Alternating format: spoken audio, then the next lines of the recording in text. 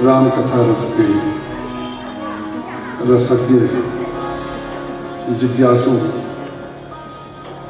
पिपासु महानुभाव भाइयों बहनों और बच्चे, हम बच्चों को भी संबोधित करते हैं।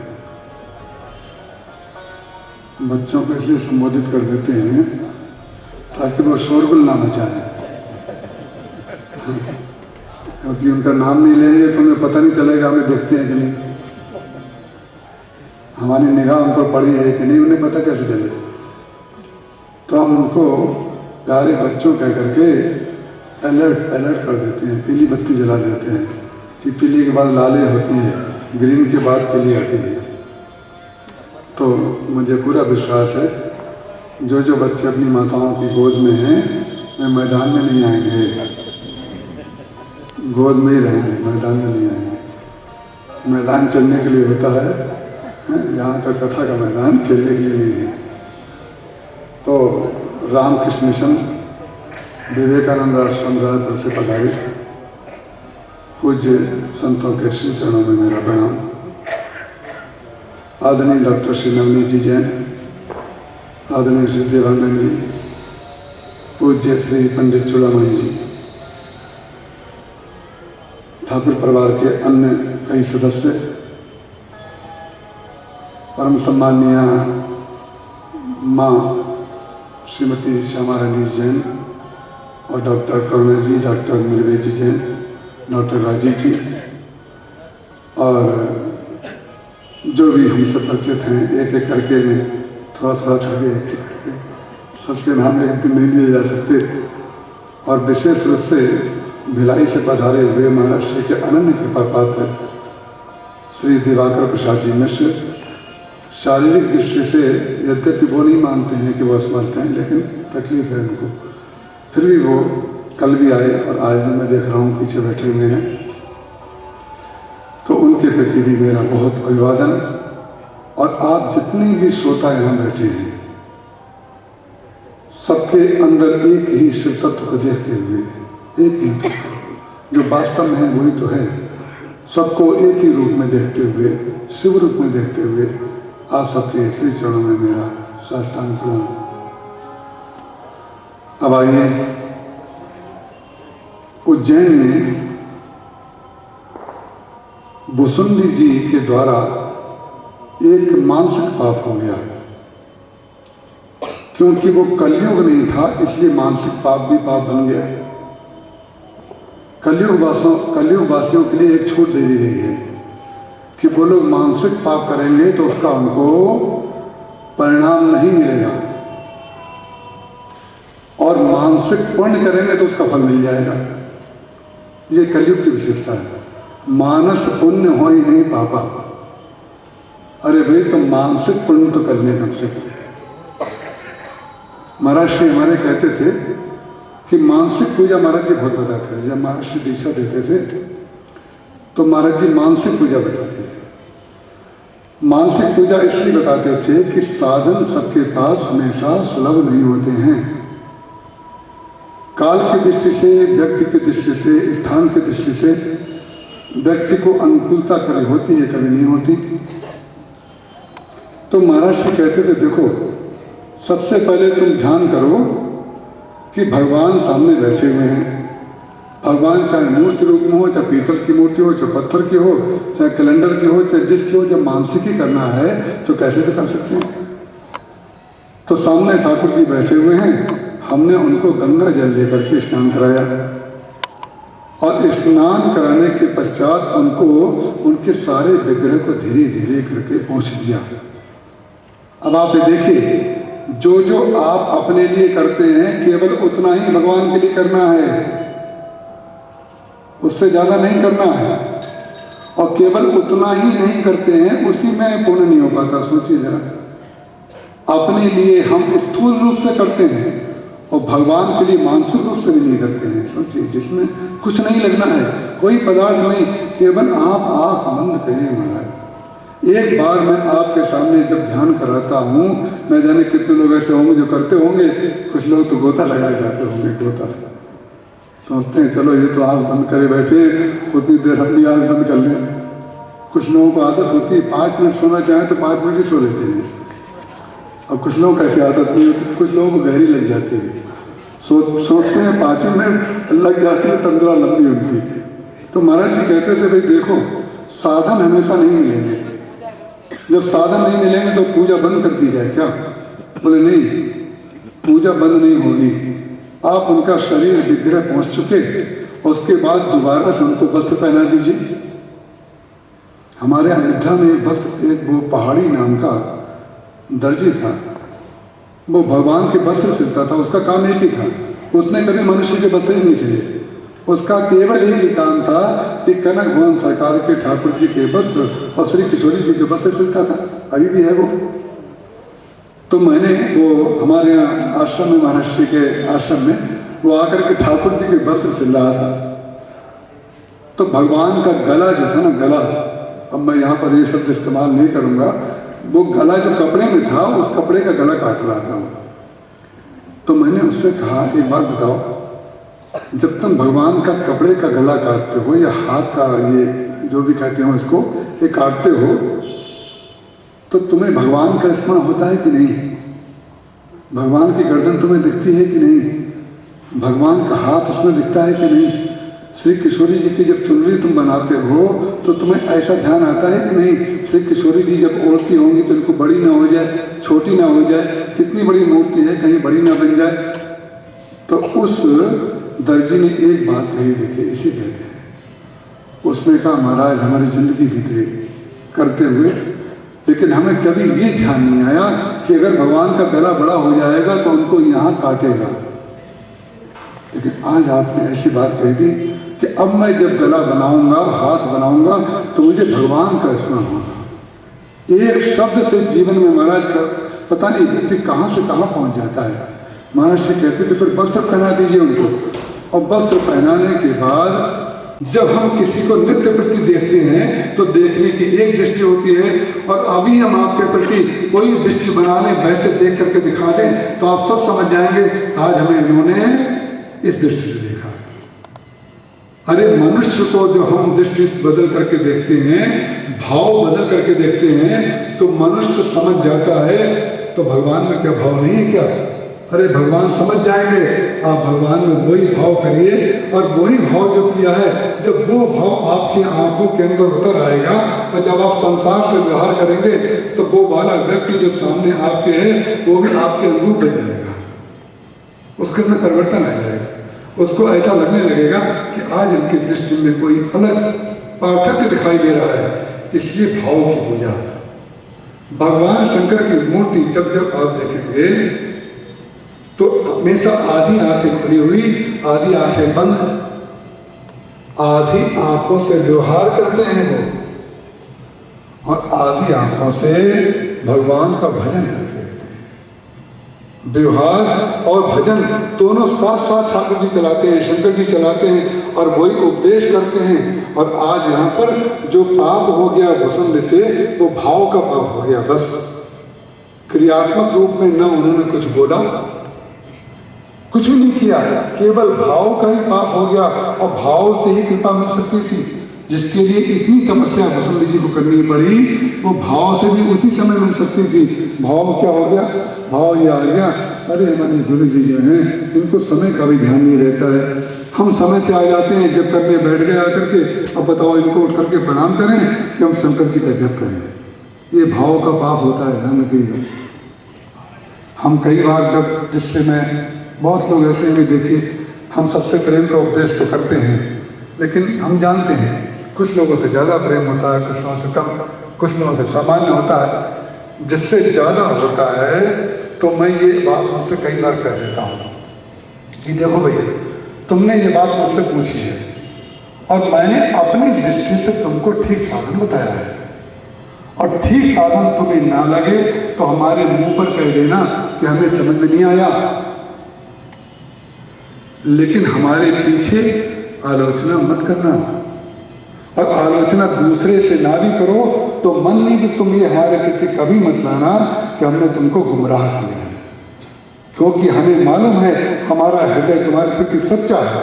हमने कभी किसी को जीवन में गुमराह नहीं किया है, इसलिए हमारा हृदय ये कहता है कि उससे कह दो। और जब हम कहते हैं तो इसलिए कह देते हैं, ये ना कहें तो भी उसको लगता है हमारे प्रति ऐसी भावना सोच रहे हैं। अरे हम इसलिए कह देते हैं, उसमें भी ज़्यादा स्नेह होता है। क्यों? कहीं बेचारा मानसिक पाप कर बैठा, उसके मन में यह आ गया कि इनके अंदर खोट है, इनका उद्देश्य गलत है, तो हम चाहें या ना चाहें इसको तो भविष्यवाणी जो शंकर जी की वाणी है वो तो सुननी ही पड़ेगी। ये होता है। देखिए ये हृदय का, तो वो जो गुरु जी थे वहां पर उन्होंने वही बात देखी। जब शंकर जी ने श्राप दिया भुजंडी को, तो उन्होंने कहा कि तुझको जो है अजगर सांप बना देता हूं। जब गुरु जी को देख करके तू उठा नहीं और तू मेरा जप कर रहा था, अरे गुरु की अवज्ञा करके तू मेरे जप की साधना करने की सोच सकता है क्या? लेकिन उसमें जो मध्य मुख है भगवान का पंचमुखों में, वो ईशान मुख है, ईशान मुख। और जब भगवान डमरू बजा करके नटराज होकर के नृत्य कर रहे थे, तो रुद्र संहिता में इसका बड़ा सुंदर वर्णन मिलता है। तो सबसे पहले पार्वती जी ने पहले ही कह दिया था शंकर जी से, मैं आपको प्राप्त करना चाहती हूँ। उनके मन में धारणा हो गई और भगवान शंकर ने जाकर के एक बार एक नट का स्वरूप धारण कर लिया। नट का स्वरूप धारण करके ये हमारे सारे भगवान जो है ना नृत्य जरूर करते हैं। ये भगवान कृष्ण ही नहीं, भगवान कृष्ण भी नृत्य करते हैं, भगवान शंकर भी नृत्य करते हैं, भगवान राम भी नृत्य करते हैं। सारे के सारे भगवान नृत्य जरूर करते हैं। नृत्य माने आनंद की अभिव्यक्ति।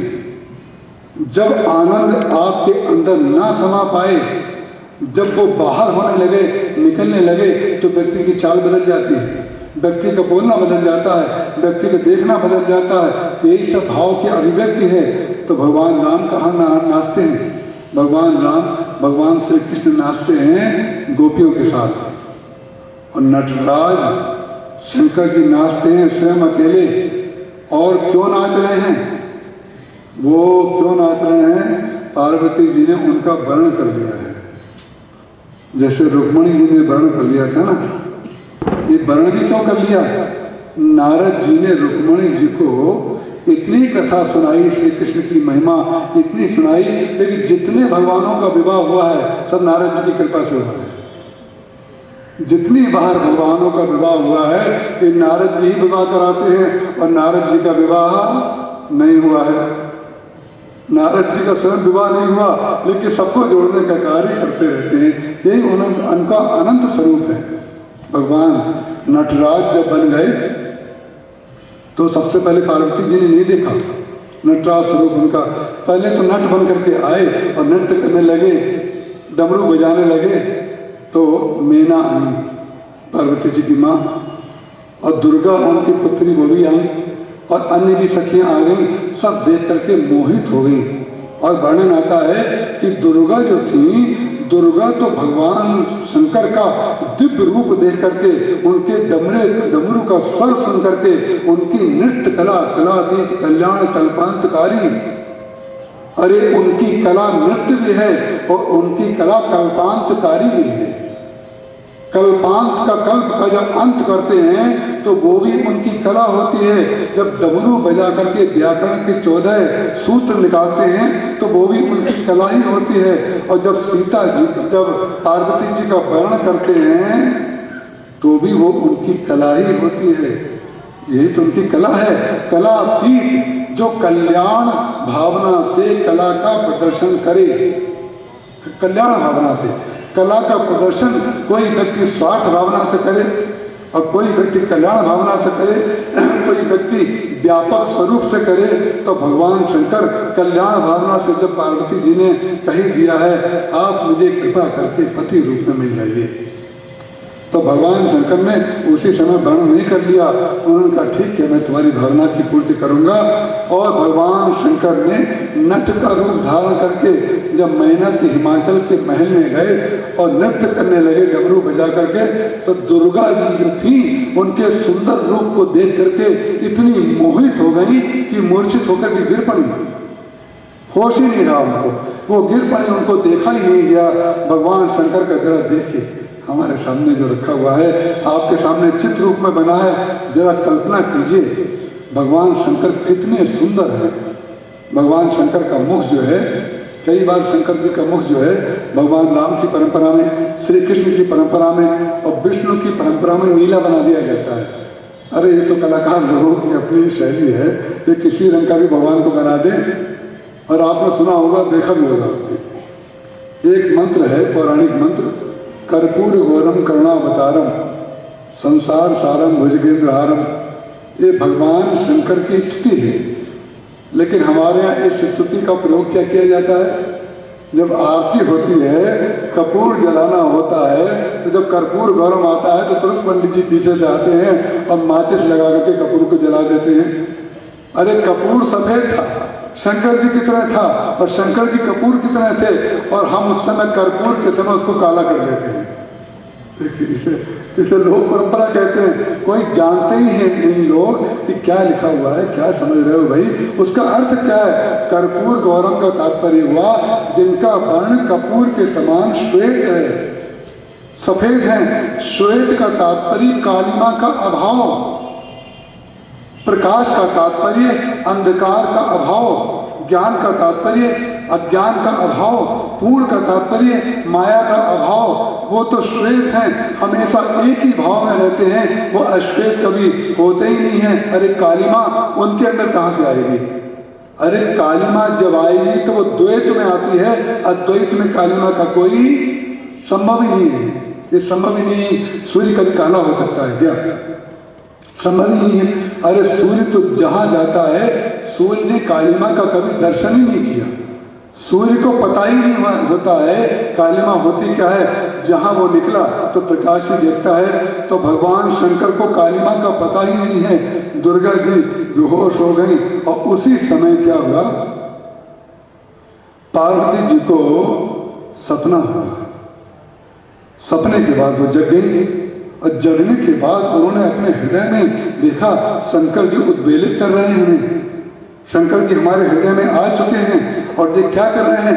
पार्वती जी कहीं और बैठी हैं, शंकर जी का डमरू कहीं और बज रहा है, लेकिन पार्वती जी का हृदय उद्वेलित होने लगा। इसको कहते हैं भाव का सत्य। जहां निजत्व होता है ना, निजत्व, जहां प्रेम सच्चा होता है, जही पर जही कर सत्य स्नेहु, सो ते मिलई न कछु संदेहु। अब सत्य स्नेह जिसका जहां है उसको वो वस्तु मिल जाती है। मिलती सबको है, ऐसा ध्यान रखिएगा, लेकिन सबको क्या मिलता है? सत्य स्नेह मिलता है। जिसका जहां सत्य स्नेह, जिसका पैसे में स्नेह उसको पैसा मिल जाता है, जिसका वैभव में स्नेह है उसको वैभव मिल जाता है। जो वस्तु आप मांगेंगे, ध्यान रखिएगा, फिर मैं दोहरा दूं, अपने प्रवर्तन के 7 दिन का हो या 9 दिन का हो या 15-15 भी होता है, मैं एक बात जरूर कर देता हूं, मिलेगा जरूर, लेकिन मिलेगा वही जो आप मांगेंगे। और आप जब मांगना छोड़ देंगे तो सब मिल जाएगा। इतनी बार चिल्ला चिल्ला के कहो, 8-8 स्पीकर लगवाए जाते हैं, तो भी हम वो वस्तु मांगना नहीं छोड़ते हैं जो वस्तु अपने आप मिलती है। देखिए, जब आप मिठाई लेने जाते हैं तो डब्बा आपको मांगना पड़ता है क्या? किसी ने आज तक डब्बा मांगा है? किसी ने साड़ी खरीदी तो लिफाफा किसी ने मांगा? किसी ने कपड़ा खरीदा तो किसी ने पैकिंग मटेरियल मांगा क्या? अरे पैकिंग मटेरियल तो अपने आप आ जाएगा। ये संसाधन जो है ना, संसाधन संसार के, ये पैकिंग मटेरियल से ज़्यादा नहीं है, और हम पैकिंग के काम तो लेते हैं। अब आप जरा ध्यान करके देखिए, जरा चिंतन करिए, जरा उसका मनन कीजिए हृदय में जाकर के। जितने भी साधन हमें और आपको मिले हैं वो पैकिंग के अलावा और कोई काम कर रहे हैं क्या? कपड़ा हमारे शरीर की पैकिंग करता है, सोना हमारे जीवन की पैकिंग करता है, ये सब पैकिंग है। और पैकिंग जब करते करते करते करते बहुत ज़्यादा पैकिंग हो जाती है, तो इतनी पैकिंग हो जाती है कि दबा के बंद करते हैं सूटकेस को। अरे इधर से कभी उठ गया, कभी इधर से उठ गया, बंद ही नहीं हो रहा, तो किसी और को बुलाते हैं, उसकी भी सहायता करते, इधर से दबाना, मैं इधर से दबाता हूँ, दोनों तरफ से दबा रहे हैं। माने इतना भर लिया कि हमसे भरते नहीं बन रहा है। उससे भी कह रहे तू भी दे दी, ये भी दे दी, वो भी दे दी, सब भर गया। सबको भरने के बाद दूसरे का सहयोग ले रहे हैं, लेकिन जब चाबी लगाते हैं तो चाबी खो जाती है। बस चाबी खो जाती है। चाबी मालूम है किस समय खोती है? जब आप उसका उपयोग करना शुरू होंगे तो चाबी नहीं मिलेगी। ज्यादा भर गया तो चाबी खो जाएगी, ध्यान रखिएगा। कम भरा है, जितना उपयोग चाहिए उतना अगर है तो चाबी मिल जाएगी, क्योंकि सब लोगों का पेट काट करके अगर लिया गया है तो चाबी खो जाएगी। हम लोग भगवान को अगर मांगें तो भगवान हमें उतना देंगे जितनी हमें आवश्यकता है। अगर माँ के हाथ से हम भोजन करेंगे तो माँ हमें उतना देगी जितना हमारा पेट पचा लेगा, और हम चुरा के खाएंगे तो उतना खा लेंगे कि डॉक्टर बता देगा कि क्या क्या किया है। मम्मी पापा भले ना बता पाए, डॉक्टर अकेले में ले जाके पूछता है। इसलिए डॉक्टरों के चैम्बर जो होता है ना, अकेले में बना होता है, उसमें लिटाता है डॉक्टर, फिर पर्दा और कर लेता है। अरे वो कितना ही पर्दा करे, सुनाई तो सब देता है। वो पूछता है क्या क्या खाया, क्या क्या किया, तो धीरे धीरे जो डॉक्टर तो बोलता है अपने नॉर्मल स्वर में, और ये जो होता है ना खाया हुआ थोड़ा धीरे धीरे बोलता है। खाता है जोर जोर से, अब बोलता है धीरे धीरे बोलता है, क्योंकि उसको मालूम है लोग सुन रहे हैं। डॉक्टर के मन में तो कोई कलुष है नहीं, जिसने डकारा है वो जानता है। इसलिए ध्यान रखिएगा, भगवान को मांगिए, पैकिंग मटेरियल मत मांगिए। पैकिंग मटेरियल अपने आप मिल जाएगा, संसाधन आपको अपने आप मिल जाएंगे। अरे केवल भगवान को मांगिए, भगवान को, केवल ठाकुर जी को मांगेंगे, आपका प्रेम हमें मिल जाए तो भगवान जरूर मिल जाएंगे। पार्वती जी का स्नेह का केंद्र कहाँ है? केवल शिव है, शिव। और भगवान शिव का उद्देश्य क्या है? रुद्र संहिता में मैं पढ़ रहा था, मैंने देखा कि जब उन्होंने नट के रूप में नृत्य किया तो इतना सुंदर नृत्य किया कि मैना के घर में जितने हीरे चांदी रत्न सोने के सामान थे, उन्होंने अपने सखियों से कहा इसको भर भर के लाओ, और सब शंकर जी के सामने कहा ये हम तुम्हें देते हैं। बस मटेरियल नहीं लिया उन्होंने। शंकर जी ने कहा हमें ये सब नहीं चाहिए, जो आप दे रही हैं